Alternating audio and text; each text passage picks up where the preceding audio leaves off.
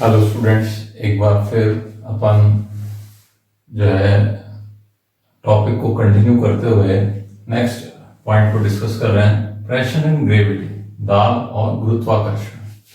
ये एक limiting factor के एंगल से अगर देखा जाए तो चैलेंजिंग होता है कब, जब जैसे जैसे अपन हाई अल्टीट्यूड पे जाते हैं, अधिक ऊंचाइयों पे जाते हैं, तो वहां पे एयर का प्रेशर जो है वो डिक्रीज होता है।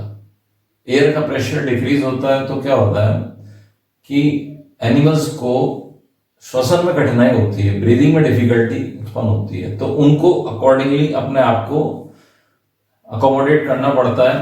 और इस प्रोसेस में अगर कोई बिल्कुल ही पहली बार पहुंचे तो उसको एडजस्ट करने में टाइम लग जाता है कुछ दिनों का। इस प्रोसेस को अपन कहते हैं एक्लेमेटाइजेशन। एक्लेमेटाइजेशन का अर्थ होता है कि बदले हुए पर्यावरणीय परिस्थिति में अपने आप को एडजस्ट करना, एक्लेमेटाइजेशन कहलाता है। चेंजिंग एनवायरनमेंट में अपने आप को एडजस्ट करना, तो ये एक चैलेंज होता है हायर एल्टीट्यूड्स पे, अधिक ऊंचाई पर जाने का। कारण क्या है कि जैसे जैसे अपन हाइट पे जाते जाएंगे वो बैरोमेट्रिक प्रेशर जो है वो डिक्रीज होता जाता है। प्रेशर डिक्रीज होता है, एयर की जो कंपोजिशन होता है वो ज्यादा चेंज नहीं होता, उसके अंदर जो घटक हैं, जो कंपोनेंट्स हैं वो ज्यादा चेंज नहीं होते।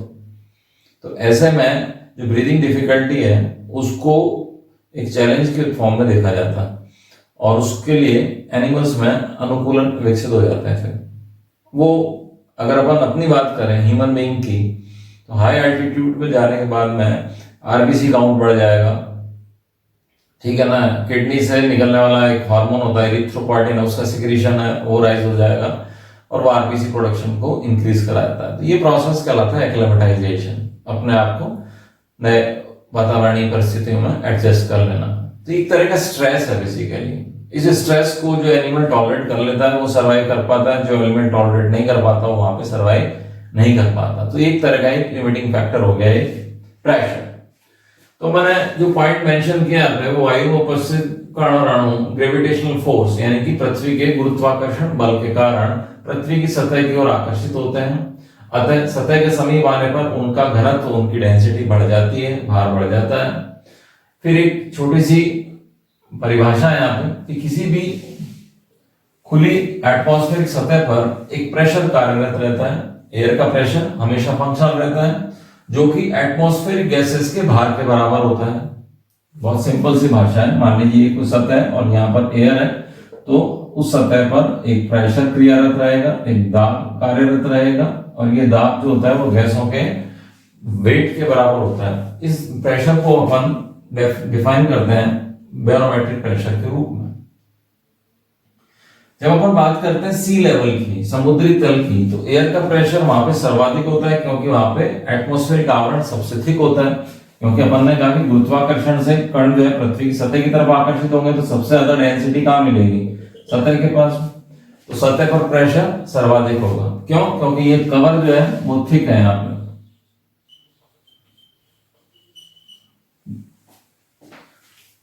लेकिन जैसे जैसे अपन हाइट पे जाते जाते हैं ये कम होता जाता है और जो है एयर में जो है क्या होता है, कंपोनेंट चेंज नहीं होता, सिर्फ घटक में बहुत ज्यादा परिवर्तन नहीं होता, लेकिन प्रेशर डिक्रीज होने से ब्रीदिंग डिफिकल्टी होती है क्योंकि ऑक्सीजन को लेना वो बेसिकली प्रेशर डिपेंडेंट फिनोमेना है शरीर के द्वारा। ठीक है, इसी को अपन आगे कंटिन्यू करते हैं। देखिए, बैरोमेट्रिक प्रेशर जैसे इंक्रीज होगा तो वो हाई प्रेशर जोन बन जाएगा। हाई प्रेशर जोन की क्या खासियत है कि वहां पे जो वेदर कंडीशंस होती हैं वो अच्छी होती हैं, फेयर वेदर होता है, हल्की हवा, लाइट ब्रीज वहां पे बहती रहती है और temperature by and large constant रहता है। तापमान में बहुत ज्यादा उतार चढ़ाव नहीं देखने को मिलते। इसके विपरीत यदि बैरोमेट्रिक प्रेशर कम हो जाता है तो वहां पर लो प्रेशर जोन वो डेवलप हो जाता है। लो प्रेशर जोन डेवलप होने का अर्थ है कि उस क्षेत्र में जल्दी ही या तो वर्षा होगी, हो सकता है आंधी तूफान आए, बर्फीला तूफान आए, इस तरह की स्थिति बन जाती है। अर्थात वो अनस्टेबल वेदर कंडीशन शो करता है। अनस्टेबल का मतलब होता है कि कभी भी कोई भी चेंज आ सकता है उसके अंदर। लो प्रेशर सेल के अंदर, सेल का मतलब है यहाँ पे एक पर्टिकुलर एरिया, यहाँ पे कम दाब का क्षेत्र बन गया। लो प्रेशर सेल में तापमान में अचानक बदलाव आ सकते हैं, जबकि अपन ने यहाँ दिखा था यहाँ पे तापमान बाई एंड लार्ज स्थिर रहता है, लेकिन यहाँ पे टेम्परेचर में अचानक बदलाव आ सकता है। अर्थात यदि कहीं पे एकदम से टेम्परेचर डाउन हो भी सकता है और वो राइज भी हो सकता है। तो ये पॉइंट हो गया प्रेशर से रिलेटेड चैलेंजेस का। अब बात करते हैं वाटर बॉडीज पे। वाटर बॉडीज मतलब कोई भी, चाहे नदी हो, तालाब हो, झील हो, समुद्र हो, है ना। जल की गहराई में जैसे अपन जानते जाएंगे, कॉमन सेंस वाली बात है, वहां पर प्रेशर पानी का इंक्रीज होता जाएगा। हर 10 मीटर गहराई पर 1 एटमॉस्फेरिक प्रेशर का दाब वो इंक्रीज हो जाता है। ये एक डेटा है जो आपको याद रखना है। हर 10 मीटर गहराई पर जाने पर 1 एटमॉस्फेरिक प्रेशर में इंक्रीज हो जाता है। और इसके चलते गहरे समुद्री जल में रहने वाले जंतु हैं जो कि कई किलोमीटर की गहराई पे रहते हैं, जिनको परमानेंट डार्कनेस देखनी होती है, वहां पे कभी लाइट पहुंचती भी नहीं है, उनके शरीर पर 1 टन पर स्क्वायर सेंटीमीटर का प्रेशर हमेशा फंक्शनल रहता है। और इस प्रेशर को टॉलरेट करने के लिए उनके शरीर में अनुकूलन पाए जाते हैं।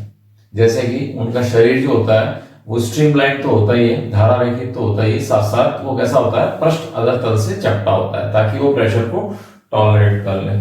तो इन जंतुओं को रेस्पिरेटरी चैलेंजेस फेस करने पड़ते हैं, क्योंकि गहरे पानी में एक तो पानी का दाब काम कर रहा है और एक उस जल में घुली हुई जो ऑक्सीजन है उसकी मात्रा कम है, तो रेस्पिरेटरी चैलेंजेस भी फेस करने पड़ेंगे। ये वो पॉइंट्स हैं जो आपको एग्जाम में लिख के आना है। रेस्पिरेटरी चैलेंजेस भी फेस करने पड़ते हैं। तो इन जंतुओं के शरीर में जो एयर फिल्ड कैविटीज होती हैं, वायु से भरी गुहाएं होती हैं, वो नहीं होती। वायु से भरी गुहा होगी तो क्या होगा, तो वो जंतु जो है वो नीचे रह नहीं पाएगा, वो तो ऊपर आ जाएगा, पानी में हल्का हो जाएगा शरीर उसका, तो वो ऊपर सर्वाइव नहीं कर पाएगा, वो तो नीचे रहने के लिए अनुकूल लेते हैं।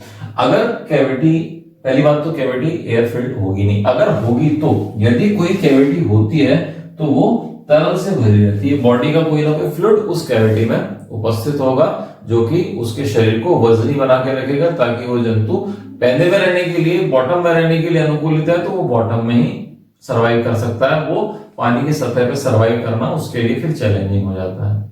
तो ये एक अपने आप में लिमिटिंग फैक्टर की तरह काम करता है, प्रेशर एंड ग्रेविटी।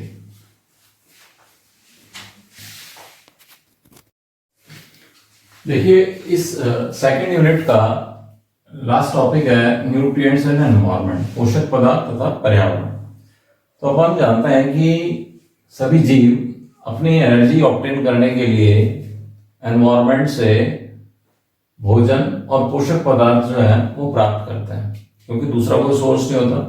जैसे मान लीजिए प्लांट्स हैं तो वो सनलाइट की प्रेजेंस में जल और कार्बन डाइऑक्साइड की सहायता से स्टार्च निर्मित करते हैं, जो उनके लिए भोजन में काम करता है। स्टार्च एक कार्बोहाइड्रेट है जिसको ये रिजर्व फूड के रूप में इस्तेमाल करता है और जरूरत पड़ने पर इससे ग्लूकोज निर्मित करके और उससे ऊर्जा प्राप्त कर लेते हैं। ये बात होगी प्लांट्स की। अब लिविंग टिश्यूज निर्मित करने के लिए बेसिकली अपने को कार्बोहाइड्रेट ना होके प्रोटीन ज्यादा चाहिए। लिविंग टिश्यू यानी कि जीवित ऊतक अगर उसको निर्मित करना है तो कार्बोहाइड्रेट की तुलना में प्रोटीन ज्यादा चाहिए होता है। कार्बोहाइड्रेट से तो एनर्जी मिल जाएगी, लेकिन जो संरचनात्मक घटक हैं, जो स्ट्रक्चरल एलिमेंट्स हैं, वो तो प्रोटीन से निर्मित होते हैं। तो प्लांट्स जो होते हैं वो कार्बोहाइड्रेट के साथ साथ नाइट्रोजन कंपाउंड और अन्य इनऑर्गेनिक कंपाउंड्स का यूज करके वो प्रोटीन निर्मित करते हैं। स्ट्रक्चरल प्रोटीन्स जो होते हैं वो निर्मित करते हैं नाइट्रोजन कंपाउंड्स और दूसरे इनऑर्गेनिक सब्सटेंस का यूज करते हैं अलोंग विद कार्बोहाइड्रेट्स। तो ये प्लांट्स की बात होगी। अब ये एनवायरनमेंट में जो ऑर्गेनिज्म है, चाहे वो प्लांट्स हो चाहे वो एनिमल्स हो, वो ये मिनरल साइक्लिंग में इंपॉर्टेंट रोल प्ले करते हैं। उसको अगर अपन पढ़ेंगे विस्तार से तो वो इस यूनिट में नहीं होगा, वो आगे वाले यूनिट में वो टॉपिक शामिल है। फिलहाल अपन सिर्फ इतना जानते हैं कि जीवित जीवों की एक्टिविटीज से एनवायरनमेंट में न्यूट्रिएंट की प्रचुरता होती है ना, वो डिसाइड रहती है, वो निर्धारित होती है। अगर एक बंजर भूमि है तो उसमें ये पक्की बात है कि न तो प्लांट्स, और प्लांट्स नहीं है तो एनिमल्स भी वहां पे नहीं मिलेंगे आपको। और एक उपजाऊ भूमि है, एक फर्टाइल लैंड है तो वहां पे प्लांट्स भी मिलेंगे, और प्लांट्स जहां होंगे वहां पे एनिमल्स भी होंगे। इस तरह की होती है कोरिलेशनशिप। जीवित जीव जितने भी हैं, चाहे वो प्लांट्स हैं या एनिमल्स हैं, उनकी डेथ के बाद क्या होता है, वो सारे सब्सटेंस जो होते हैं वो वापस से वो डिकम्पोज हो जाते हैं, मरने के बाद में और डिकम्पोज होके वापस से उन्हीं की साइकिलिंग होती है, जिसको ये प्लांट्स न्यूट्रिएंट के रूप में वापस से जमीन से खींच लेते हैं। तो ये टॉपिक बेसिकली न्यूट्रिएंट साइकिलिंग का एक कंपोनेंट आप मान सकते हो इसको, है ना। इनऑर्गेनिक मैटर जो होते हैं वो मिट्टी से प्राप्त होता है, पहले प्लांट की बॉडी में जाता है, प्लांट की बॉडी में फिर हर्बीवोर से फिर कार्निवोर, और फिर इस तरह से ये साइकिल चलती रहती है। इसको अपन आगे पढ़ते हैं। डेली नीड्स के बेसिस पे न्यूट्रिएंट्स दो टाइप के होते हैं, माइक्रो न्यूट्रिएंट्स जो कि अल्प मात्रा में चाहिए, मैक्रो न्यूट्रिएंट जो कि अधिक मात्रा में चाहिए। तुलनात्मक रूप से इनकी रिक्वायरमेंट डिसाइड होती है, हर ऑर्गेनिज्म की अलग अलग होती है। पहले हम बात कर लेते हैं मैक्रो न्यूट्रिएंट्स की, ठीक है। मैक्रो न्यूट्रिएंट्स में प्लांट्स और एनिमल के लिए जो इम्पोर्टेंट मैक्रो न्यूट्रिएंट्स हैं, important calcium, magnesium, phosphorus, potassium and sulphur.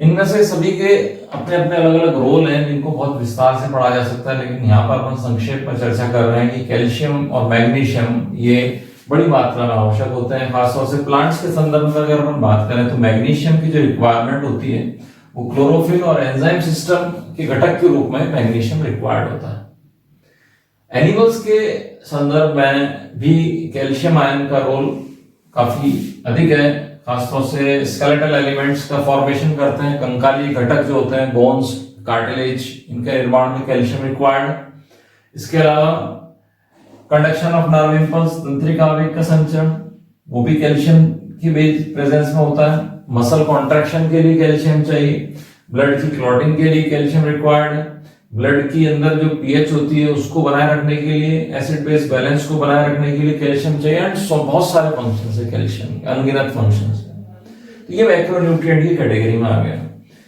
है ना। इसी तरह से मोलस्क जो है उनके अपने पता है, मोलस्क के जंतुओं में कई में कवच पाया जाता है, बाहर शरीर के बाहर कैल्शियम कार्बोनेट का बना होता है, तो उसके लिए भी कैल्शियम आवश्यक होता है। अगर अपन बात करें फास्फोरस की, तो आप रात ये नाम सुनते हो, एडिनोसिन ट्राइफॉस्फेट, जो ऊर्जा की करेंसी, एनर्जी करेंसी, इसमें जो पी है एडिनोसिन ट्राइफॉस्फेट, ये फास्फोरस है। इसी की सहायता से अपन जिंदगी के सारे काम करते हैं, ऊर्जा है। इसके अलावा फास्फोरस का रोल होता है स्केलेटल फॉर्मेशन में, कि बोन्स के अंदर जो मिनरल्स हैं, हड्डियों के अंदर, कार्टिलेजेस के अंदर जो मिनरल्स हैं, जो लवण है, वो बेसिकली कैल्शियम के फॉस्फेट्स और सल्फेट्स इस तरह के होते हैं, कार्बोनेट्स वगैरह, तो वहां पे भी फास्फोरस रिक्वायर्ड होता है। और ब्लड में प्रेजेंट रहता है, बेसिकली ब्लड में बफर की तरह काम करता है। ब्लड के अंदर बफर का अर्थ ये हो गया कि ब्लड की पीएच को मेंटेन करने के लिए ये एक आयोनिक फॉर्म में हमेशा प्रेजेंट रहते हैं। फॉस्फेट आयंस की बात हो रही है, ठीक है। तो पीएच मेंटेनेंस के लिए फॉस्फेट आयंस रिक्वायर्ड होते हैं। तो ये सारा फिजियोलॉजी से जुड़ा हुआ एक पार्ट आ गया कि फास्फोरस अपने शरीर के लिए क्यों जरूरी है। इसी तरह से अपन दूसरे और न्यूट्रिएंट्स की संक्षेप में चर्चा करते हैं। देखिए, जो मेन एलिमेंट्स हैं जो कि प्लांट बॉडी की कंस्ट्रक्शन के लिए रिक्वायर्ड है, वो है carbon, oxygen, hydrogen and nitrogen. इसमें से अपने को पता है कि ये तो सॉइल के थ्रू जाता है, मेनली कार्बन, या फिर लीफ के थ्रू फोटोसिंथेसिस में कार्बन डाइऑक्साइड ले ली जाती है। ऑक्सीजन तो नेचुरल है, कई सोर्सेस के रूप में एंटर करता है। हाइड्रोजन एटमॉस्फेरिक गैसेस या जल के रूप में, नाइट्रोजन भी डिफरेंट फॉर्म में जाता है, खासतौर से नाइट्रेट्स के रूप में। तो नाइट्रोजन की एक बड़ी मात्रा एयर में प्रेजेंट है, लेकिन ग्रीन प्लांट्स इस नाइट्रोजन को यूज नहीं कर पाते। उनको चाहिए होते हैं हेल्प, मदद चाहिए होती है नाइट्रोजन फिक्सेशन की, है ना। ये काम करते हैं माइक्रोब्स, सूक्ष्म जीवी। सॉइल में मेनली जो डेफिशिएंसी देखी गई है, कमी जिसकी देखी गई है, वो है फास्फोरस, नाइट्रोजन और पोटेशियम। इनकी कमी को पूरा करने के लिए अपन यूज करते हैं केमिकल फर्टिलाइजर्स, जैसे कि DAP, diammonium phosphate and urea. Diammonium phosphate और यूरिया में आवश्यक नाइट्रोजन और फॉस्फेट उपलब्ध होते हैं। इससे सॉइल की जो नाइट्रोजन और फास्फोरस की डेफिशिएंसी है उसको काफी हद तक पूरा कर दिया जाता है। प्लांट्स के अंदर होता यह है कि जो न्यूट्रिएंट्स की जो रिक्वायरमेंट है वो बेसिकली चेंज होती रहती है परिस्थितियों के, कंडीशंस के बेसिस पे। हमेशा उनको एक से न्यूट्रिएंट्स नहीं चाहिए होते हैं। यदि प्लांट स्ट्रेस में है, तनाव में है, तो उसको नेचुरल न्यूट्रिएंट ज्यादा चाहिए। प्लांट को अगर सारे न्यूट्रिएंट आपने प्रचुर मात्रा में दे दिए तो उसकी ग्रोथ बहुत अच्छी हो जाती है। लेकिन एक पर्टिकुलर क्या कह सकते हैं ना एज डिपेंड करता है प्लांट कौन सा है, वो प्राप्त करने के बाद उसकी न्यूट्रिएंट रिक्वायरमेंट वापस से जो होती है वो स्टैग्नेंट हो जाती है, स्थिर हो जाती है। इस तरह से ग्रोइंग प्लांट को ज्यादा न्यूट्रिएंट चाहिए, जैसे ग्रोइंग बच्चे को ज्यादा न्यूट्रिएंट चाहिए होता है, ऐसे ग्रोइंग प्लांट को भी ज्यादा न्यूट्रिएंट चाहिए होता है। As simple as this. फिर एक पॉइंट है कि जो एक्वेटिक प्लांट्स हैं, जो जलीय पादप हैं, उनके अंदर नाइट्रोजन एक सीमाकारी कारक, एक लिमिटिंग फैक्टर की तरह कार्य करती है। होता है कि जो समर का सीजन आता है, जो गर्मियों का सीजन आता है, जब टेम्परेचर बढ़ जाता है तो पानी की सतह पर जो फाइटोप्लैंक्टन्स हैं उनकी मात्रा बढ़ जाती है। ये फाइटोप्लैंक्टन्स जो होते हैं वो उपलब्ध नाइट्रोजन को यूज कर लेते हैं। तो जब उपलब्ध नाइट्रोजन को यूज कर लेते हैं तो सतही जल में नाइट्रोजन लगभग पूरी तरह से समाप्त हो जाती है। ये एक लिमिटिंग फैक्टर की तरह काम करेगा एक्वाटिक एनवायरनमेंट में। रीजन समझ में आ गया होगा आपको कि गर्मियों में नाइट्रोजन सप्लाई को किसने कंज्यूम कर लिया? फाइटोप्लैंक्टन्स ने, जो सतह पर उगने वाले जो छोटे छोटे फाइटोप्लैंक्टन की श्रेणी में आते हैं उन्होंने, और उसके कारण से सतही जल से नाइट्रोजन ये नाइट्रेट्स के रूप में जो मौजूद थी वो पूर्णतः समाप्त हो जाती है। तो एक सीमाकारी कारक की तरह काम करेगा नाइट्रोजन ये जलीय परिस्थितियों में। जब हम बात करते हैं माइक्रोन्यूट्रिएंट्स की तो इसमें इंक्लूडेड है copper, zinc, boron, cobalt, manganese, sodium, chlorine and iron. In micronutrient की एब्सेंस में प्लांट्स और एनिमल्स दोनों नॉर्मल ग्रोथ और डेवलपमेंट जो है वो नहीं दर्शा पाएंगे, या दूसरे शब्दों में प्लांट्स और एनिमल्स की ग्रोथ और डेवलपमेंट इन एलिमेंट्स की एक निश्चित मात्रा होने पर ही होती है। इसमें सिर्फ एक एग्जांपल मैं लेता हूं आपके सामने, क्योंकि बहुत सारे एलिमेंट है, सबको यहाँ पे डिस्कस करना संभव नहीं है। जैसे मान लीजिए कोबाल्ट है, तो कोबाल्ट जो होता है ये विटामिन B12 साइनोकोबालामीन इसके सिंथेसिस के लिए रिक्वायर्ड होता है। कोबाल्ट कंटेनिंग विटामिन है साइनोकोबालामीन, विटामिन B12। अगर कोबाल्ट होगा तो ये विटामिन सिंथेसिस होगा, और कोबाल्ट की कमी होगी तो ये विटामिन कम मात्रा में संश्लेषित होगा। अब ये विटामिन जो होता है ये शरीर में कई क्रियाओं के लिए चाहिए होता है। मैंने उसमें से कुछ के नाम लिखे हैं, जैसे कि एटीपी निर्माण, आरबीसी फॉर्मेशन, सेल डिवीजन और इस तरह की अनेक क्रियाएं हैं जिनके अंदर विटामिन B12 रिक्वायर्ड होता है। और विटामिन B12 सिंथेसिस के लिए यू रिक्वायर कोबाल्ट। तो अगर सिस्टम में कोबाल्ट की डेफिशिएंसी होगी तो नेचुरल है विटामिन B12 की डेफिशिएंसी होगी, और विटामिन B12 की डेफिशिएंसी होगी तो उससे नियंत्रित जितनी भी क्रियाएं हैं वो सारी प्रभावित हो जाएंगी। ये एक पॉइंट हो गया। दूसरा पॉइंट है कि जो फूड चेन है, जो खाद्य श्रृंखला है, जिसमें अपन पढ़ते हैं कि साहब पहले पादपों को जंतुओं ने खाया, शाकाहारी जंतुओं ने खाया, तो न्यूट्रिएंट्स हैं जो पादपों से जंतुओं में ट्रांसफर हो गए। अब पता लगा कि साहब सिस्टम में न्यूट्रिएंट्स की डेफिशिएंसी थी, और न्यूट्रिएंट जो थे वो प्लांट्स में कम थे, तो नेचुरल एनिमल्स में भी कम पहुंचेंगे। जैसे अपन ने लिखा है कि हर्बीवोर जंतु प्लांट पर डिपेंडेंट होते हैं, प्लांट पे निर्भर होते हैं, और प्लांट में किसी न्यूट्रिएंट की अगर डेफिशिएंसी है तो पूरी संभावना है कि एनिमल में भी उस एलिमेंट की डेफिशिएंसी होगी। तो ये एक सिस्टम में इम्बैलेंस डेवलपमेंट हो जाता है। इम्बैलेंस यानी कि असंतुलन विकसित हो जाता है, जो कि ठीक नहीं होता।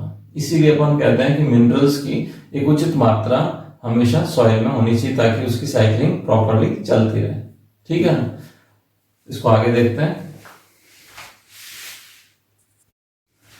अगर अपन न्यूट्रिएंट्स और एनिमल लाइफ के बीच में कॉन्टैक्ट संपर्क देखें, क्या संबंध है परस्पर, तो अपन क्या देख पाते हैं कि स्वतंत्र जीवी जो जंतु हैं, परजीवी जंतु हैं, और जो दूसरे हीट्रोट्रॉफिक एनिमल्स हैं, उनका जो ज्योग्राफिकल डिस्ट्रीब्यूशन है, उनका जो भौगोलिक वितरण है पृथ्वी पर, वो सीधा सीधा संपर्क क्या कह सकते हैं ना, इन्फ्लुएंस शो करते हैं कि जहां पर वो रहते हैं वहां पे न्यूट्रिएंट्स की अवेलेबिलिटी कैसी है, पोषक पदार्थों की उपस्थिति किस तरह की है। तो उसमें बड़ा क्लोज रिलेशनशिप होता है।